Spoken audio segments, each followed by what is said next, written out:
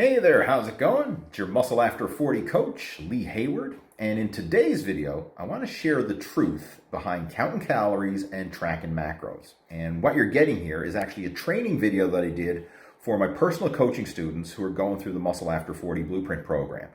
And I wanted to share it with you here because I know that it's going to help a lot of people as well. And the reality is, when it comes to counting your calories, tracking your macros, using MyFitnessPal, reading nutrition labels, all that kind of stuff, I mean, it's great to do that, and it will give you a good general understanding of nutrition, help you to understand what foods are good sources of protein, good sources of carbohydrates, good sources of fat, give you a ballpark idea of the calorie consumption you're consuming, but it's far from accurate.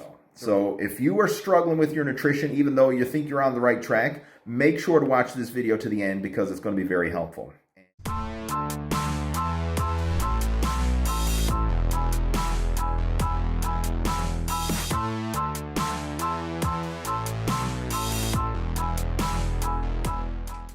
Hey there, how's it going? Lee Hayward here, and in today's video, I want to discuss the truth about counting calories. And most nutrition programs have this as the foundation of their plan. You know, counting your calories, counting your macros, and all that stuff.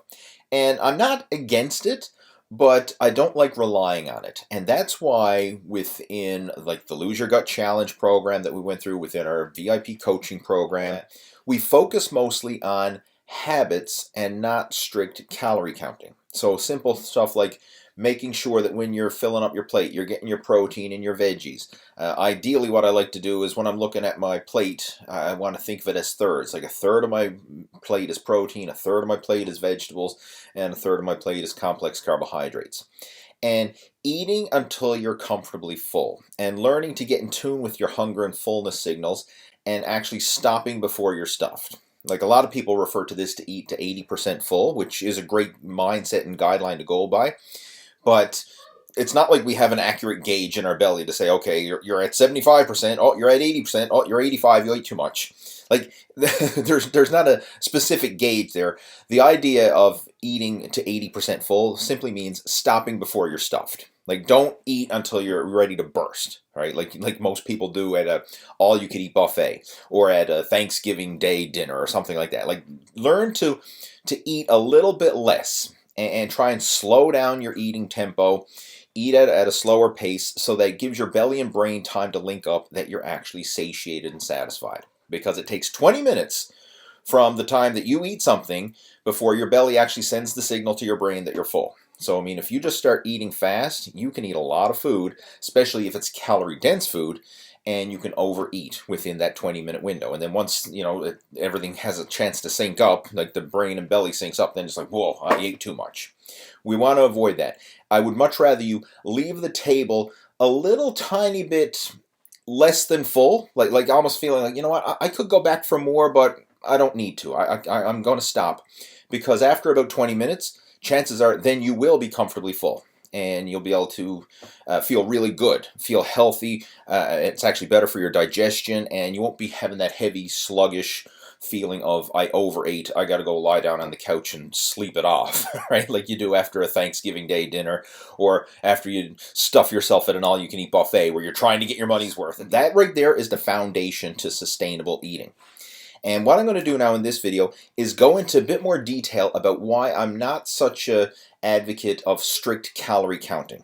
Because quite honestly, it's not a precise science. A lot of people assume when they pick up a food label and it says that there's 100 calories in this and it has 10 grams of protein and it has 20 grams of carbohydrates and whatever, and they look at all the nutritional information, a lot of people assume that's gospel. Like, hey, if it's written down, it's got to be true. And the truth of the matter is, it's not.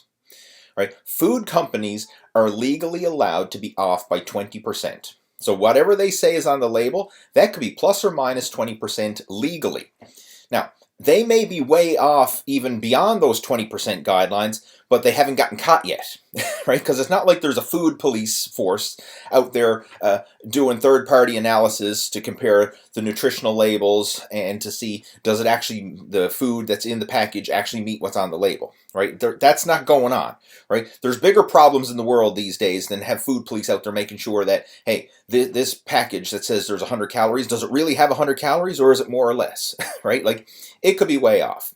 And like I say, legally, they're allowed to have a 20% margin of error, but it might be 50% off or more. And every now and then we will see this. Like I remember a few years back, there was some protein powder companies advertising their protein powders and saying that they had ridiculously high numbers per scoop. And a company actually went in, like a third-party university analysis went in there and tested some of these protein powders and found that a lot of them actually contained half as much protein as what the label was saying. So, bottom line, food companies are not always accurate, right? And there's reason for that, and I'm going to go into it in more detail now in this video. All right, so just check this out right here. The surprising problem with counting calories, all right? One, if we look at foods in general, and these are like the unprocessed foods. So if we take an apple, like you look at the calorie counts for a medium apple, that could vary greatly. Like a medium apple in this example could be anywhere as low as 80 calories or it could be 116 calories or more, depending on what you consider a medium-sized apple. The same thing with carrots, like a cup of carrots, it could be as low as 37 calories, it could be as high as 61 calories. A cup of tomatoes, 23 calories to as high as 49 calories. And there's a lot of reasons for this. One, it could be the sheer size of the food, and we're just misrepresenting the portion size. Another one could be the density of the food. Like if you have an apple that is a bit more dehydrated, it's going to be more calorie dense versus one that is water rich and it's more hydrated. Same with any fruit or vegetable. Another thing you need to consider as well is the level of ripeness, because as fruits and vegetables ripen, they develop more sugar. So it actually changes the composition and the calorie count of the foods just due to ripening. And I'll give you a prime example that we can probably all relate to. Think of eating a green banana versus a yellow banana versus a brown spotty banana. Right? You eat a green banana, it's going to taste very starchy and it's not going to be very pleasant at all. Right? It's going to be like all this real starchy texture to it. And it's going to be very dense. You eat a yellow banana, it's going to have like the ideal taste where it's going to be sweet but not too sweet. It's still going to have some good water volume in there. If you get a brown spotty banana or one that's basically borderline rotten, it's going to be more shriveled up, it's going to be more dehydrated, and it's going to have some of that is going to be converted to sugar. In fact, a lot of it's converted to sugar. That's why sometimes when baking, a lot of recipes, like if you're making banana bread, for example, they want you to use the brown spotty bananas that are going bad because they're breaking down and there's actually a higher sugar content in them. So we're looking at a banana, but depending on where that banana is in its stage of ripeness, the nutritional value and the calorie content can vary greatly. And this is just a single ingredient, natural, unprocessed food. Now, when you're having packaged foods that contain multiple ingredients, all this thing is just amplified exponentially because each one of these ingredients could be varying based on the calorie density of the individual ingredients in the food. So even if an individual food, like an apple or a banana or a tomato or a carrot or something, can vary, think of when you have a list of 10 or more food ingredients on the label, how inaccurate that could be. Because when you're factoring in all these numbers, it's a ballpark estimate. That's all a nutritional label is. And even when it comes to other foods, like here's some examples, like 6 ounces of filet mignon. It could be 323 calories on one end, or it could be as high as over 500 calories on one end. And it depends on the hydration level of the meat. It depends on the fat content of the meat. I mean, just because you're getting 6 ounces of meat doesn't mean that it has exactly the same amount of calories each time. It can vary. Same with all these foods. Bread is another one. Peanuts. These are just examples. I'm going to share this PDF that I'm using in this video, so I'll link to it in the description of this video below so you can go download it for yourself and read this over. But again, it just says that food companies may use up to 5 different methods to estimate calories. Again, it's not an exact science, it's just an estimation, whereas a lot of people assume, hey, it's written down, it's got to be gospel. No, it's a ballpark estimate, that's all it is. and the FDA permits inaccuracies of up to 20%. Another thing you need to consider as well, we don't absorb all the calories we consume. So even if the food label is exactly accurate and you consume 100 calories based on the nutrition label, it doesn't mean all those 100 calories are getting absorbed and utilized by your body. Some of those calories are going to get passed through undigested, and that will vary depending on the type of foods. Right? And it also depends on your gut health as well. And for example, like protein and carbohydrates and fat calories, they all have different rates of absorption. Not all of them will be absorbed equally. And depending on your gut health, not all of them will be absorbed equally. And to give you an example here, it's like almonds, only about 68% of the calories are absorbed. In a walnut, 79% of the calories are absorbed.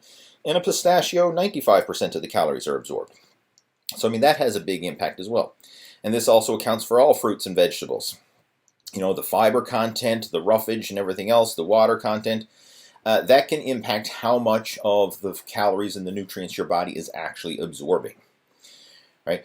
Prime example, have you ever eaten corn and then went to the loo afterwards and seen corn in your poo just pass through exactly looking the same as when you ate it? Right? You see the yellow kernels of corn sometimes in your poo. That means you ate the corn, but your body didn't digest it and break it down and utilize those calories. It pooed them out. Right? So not all food calories that you consume in your mouth get processed and digested in your body. Another thing that has a big impact as well is how the food is prepared. Depending on whether it's cooked, and the degree of cooking can impact how many of the calories and the nutrients that we absorb. Right? So generally, when a food is very processed and it's well cooked, you absorb more of the calories. If you're eating raw food, like raw vegetables, there's less of those calories that are going to be absorbed compared to cooked vegetables. So if you have a raw carrot versus a boiled carrot, chances are you're going to absorb more of the calories from the boiled carrot because it's softer, it's easier for your body to break down, digest, and utilize. So that has an impact on the calories as well. Another thing you need to consider is when food has been cooked and then reheated later. Like if you take a potato or any carbohydrate, like rice, potatoes, these are some of the ones that this really makes a big impact with. If you have fresh rice, like meaning you just cooked it and it's hot and you're just taking it out of the rice cooker, or you got a baked potato that's fresh out of the oven and you eat it then, you will get more calorie absorption versus if you eat leftover rice or leftover potatoes. Because when a cooked carbohydrate has cooled, what happens is it starts to develop resistant starches. And it's starches in the cooling process that are harder for your body to absorb. And they literally pass through your body. They're resistant starches and they pass through. Now, it's not necessarily a bad thing, but it just goes to show if you ate a baked potato fresh out of the oven versus you ate a day-old baked potato that you reheated the next day, you would get more calorie absorption from the baked potato that was fresh out of the oven versus the one that was left over the next day. Same with a cup of rice. If you had a cup of rice fresh out of the rice cooker just made versus a cup of rice that you had in your meal prep that was left over from the day before, you're going to absorb less calories from that rice because of the resistant starches that are in those foods. So even though it all adds up, like you're looking at calories in, calories out, portion sizes and everything else, the way our body reacts and the way the food reacts isn't always equal. So this has a big impact. Your gut health, as I mentioned, depending on what kind of gut issues you may have, and it can vary greatly on how much food you absorb and calories you absorb and nutrients you absorb. Like if you have any sort of intolerances, some of those foods are just going to get passed through your system without being fully absorbed and utilized. Another one we need to factor in here as well is eyeballing portion sizes. So a lot of people are using MyFitnessPal or whatever tracking app they are for counting their calories, and they say, "Oh, I had a tablespoon of peanut butter." Is that a true level tablespoon of peanut butter? That, a food measuring tablespoon, or is that just like the tablespoon you grabbed out of your drawer, the one that you normally eat with?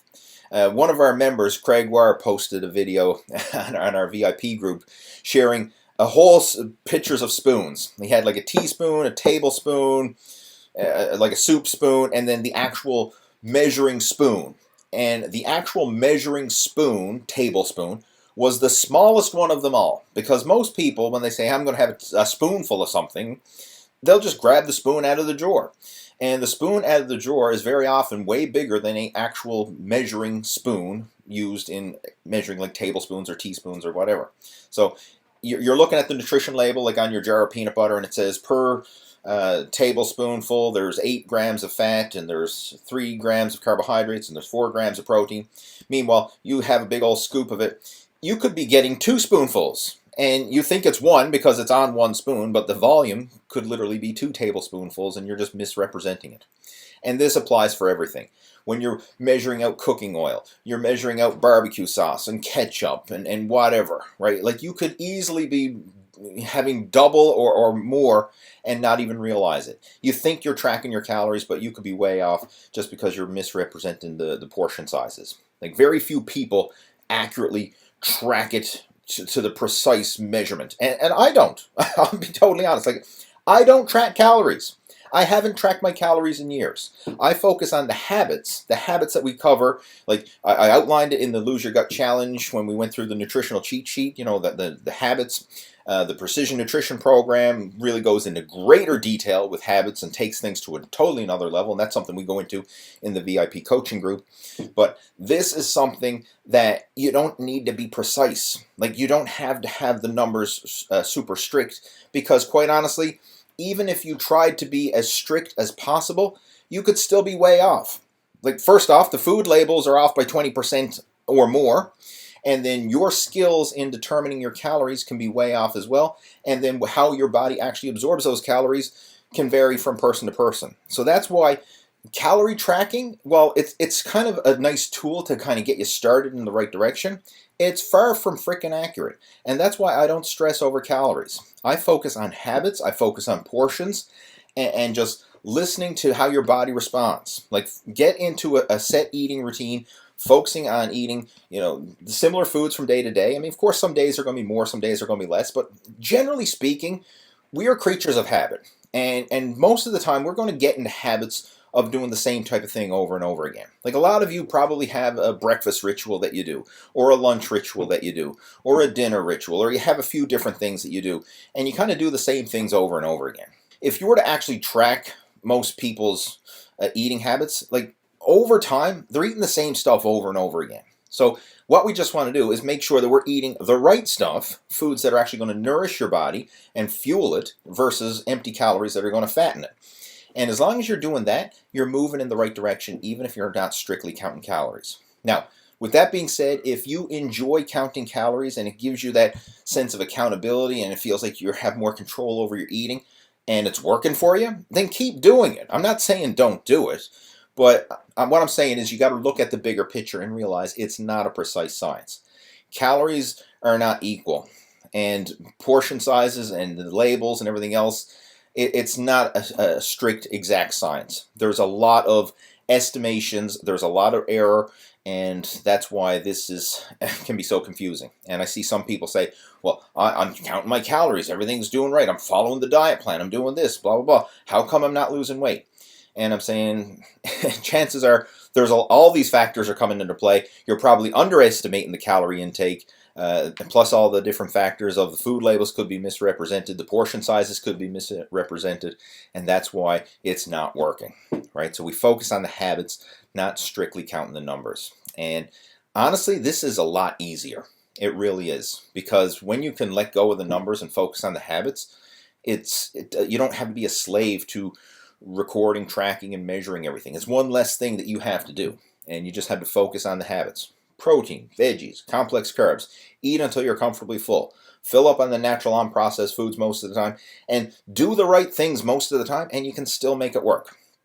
Right? It's not about having these perfect calorie counts, and I know some people are stressing themselves out because, oh, I went over my calories by 200 calories, or I went under my calories, or I didn't hit my protein exactly, or whatever. Like, who cares? As long as you're in the ballpark and you stay in the ballpark, you can make it work. The problem with this is people have this all or nothing approach, where they're super strict, tracking and counting and doing everything to the best of their ability and stressing out over it, or they say, screw it, F it, I'm not doing any of it, and then they eat whatever the heck they want, right? Like, I see people nitpicking over, hey, should I have 5 ounces of chicken or should I have 6 ounces of chicken? Should I have 1 cup of vegetables or 1.5 cups of vegetables? Should I have a regular baked potato or a sweet potato? And they're stressing out over this. And then, they might do that for a few weeks. And then once they say, screw it, F it, then they're going to McDonald's and Burger King and the ice cream shop and the all-you-can-eat buffet. And then they don't give a shit what they eat. Like, that's the two extremes. Like, they're nitpicking over how many ounces of chicken breast they should eat, or they're eating whatever the hell they want and drinking whatever the hell they want, and just like, I don't care. So you got to get out of this all or nothing and just focus on mastering the in-between, being good enough, but good enough consistently. Who cares if you eat 5 ounces of chicken one day and 6 ounces the next? It's not going to make a row of beans a difference in the greater scheme of things. As long as you're eating the right foods and you're doing so consistently, you'll still make it work. All right, that's what you want to focus on, and not getting hung up on this perfection or screw it, I'm going to eat whatever I want. Like, get out of that extremes and focus on mastering the in-between. Good enough consistently, and you can make it work without stressing over the calorie count. So there you go. Hopefully you got some value from that video. And if you would like a copy of the PDF that I was referring to in the presentation, feel free to reach out to me. I have my contact information down in the description of this video. So you can send me an email, send me a private message through Facebook, whatever, and I'll send that over to you. And I also have another bonus. It's a complete PDF brochure that outlines our Muscle After 40 blueprint.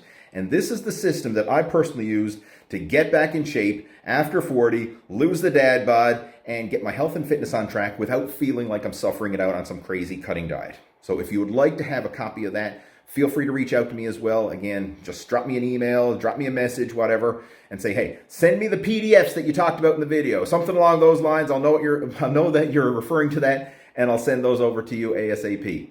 And if you do have any questions, comments, or feedback, drop me a line or post them down in the comments below, and we can chat down there. So have yourself a great one, and I look forward to talking to you in my next video. Take care. Over and out.